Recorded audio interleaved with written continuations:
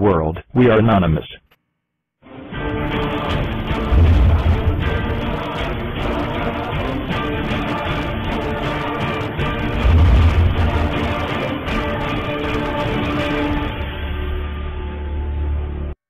سلام به همه شهروندان و همه مسئولان و مدیران و باز هم بی‌کفایتی.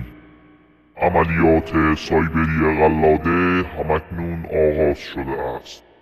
شما برای حریم شخصی و اطلاعات دیگران هیچ ارزشی قائل نیستید و این اطلاعات به سادگی در دسترس همگان قرار گرفته است.